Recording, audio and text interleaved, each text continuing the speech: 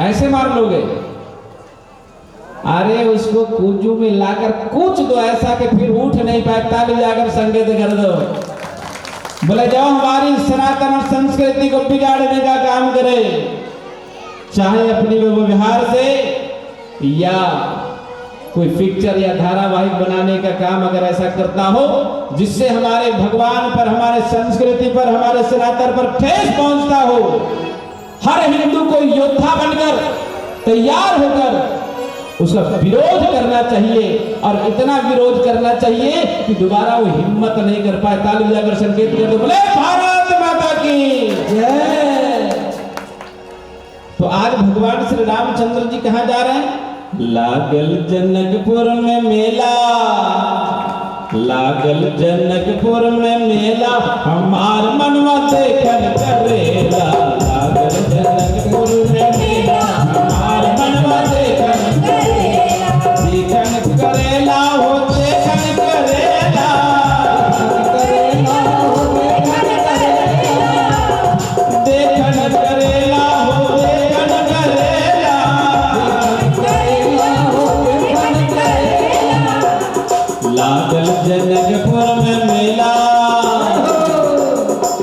कहते हैं जब सारे लोग की कानों कान में पड़ी, लोग दौड़ पड़े। कैसे कैसे दौड़े आपको मालूम? एक किसान हल चलाकर वापस लौट रहा था घर की ओर, पता चला हमारे राघव सरकार पधारने वाले हैं। वो रास्ते को हल सहित जाकर खड़ा हो गया। एक उस मिथिला नगरी में स्त्री ऐसी भक्तानी थी, कुएं में पानी भर रही थी। क्या बोलूं, पानी भरते भरते पता चला कि राघव जी यूं पधारने वाले हों। एक बात और है, भक्त दो प्रकार के होते हैं, एक जो भगवान को याद करता हो और दूसरा जिसे भगवान भी याद कर लिया करते हैं। तो जनकपुर में ऐसे भक्त हैं जिसे भगवान ने याद किया है। तो कुआं में रस्सी और बाल्टी तो वहीं छूट गई, यूं करते करते करते सीधा रास्ते पे पहुंच गया। एक स्त्री तो श्रृंगार कर रही थी। कहते हैं स्त्रियों को श्रृंगार करना चाहिए। बोला कितना प्रकार का श्रृंगार करना चाहिए? बोला 16 श्रृंगार करना चाहिए। क्यों? क्योंकि हमारे ग्रंथों में भी आया 16 प्रकार के श्रृंगार होते करो। लेकिन ध्यान रखना, सिर्फ श्रृंगार करना, फैशन मत करना। जयराम जी की बोलना पड़ेगा। फैशन और श्रृंगार में क्या अंतर है? फैशन और श्रृंगार में एक ही अंतर है, जो हमारी बिटिया या हमारी बहू या हमारी घर की कोई भी रिश्ते में बाहर निकली हो और बड़े बुजुर्ग गर्व से कहे ये हमारी घर की बहू रानी है, ओहो वाह बहुत अच्छी लग रही है, इसे श्रृंगार कहते हैं। पर जिसको देखने के बाद बड़े बुजुर्ग सर से ऐसे यूं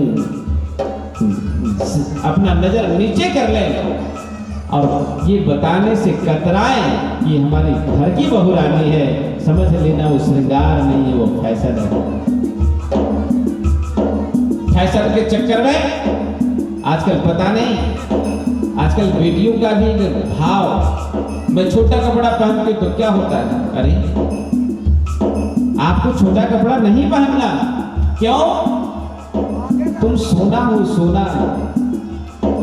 बोले बेटी सोना होती है और बेटा लोहा होता है। जयराम जी की बोलना पड़ेगा।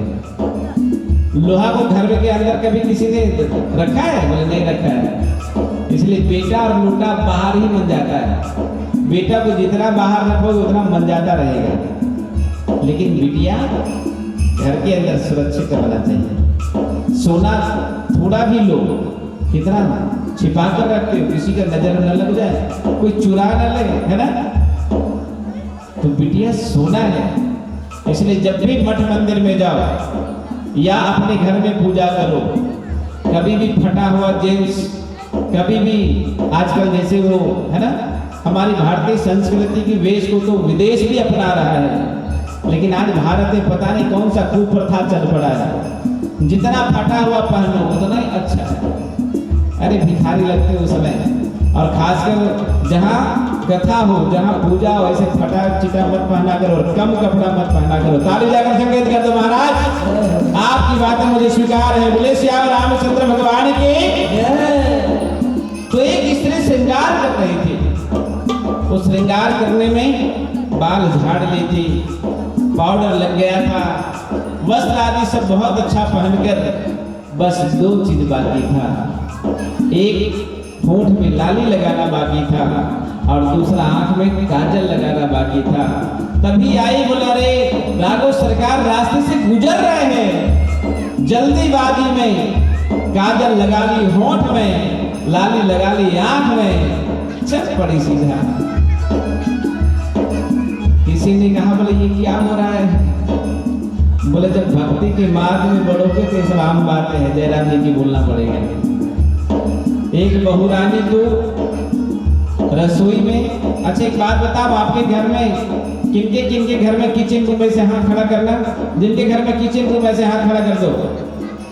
हाँ अब ताली बजा दो। देखो इतने घर में किचन रूम है। किचन रूम किसे कहते हैं आपको मालूम? नहीं मालूम। जिसके घर में बनने और पालने के बाद सास बहू में किचकिच शुरू हो जाए उसे किचन रूम कहते हैं।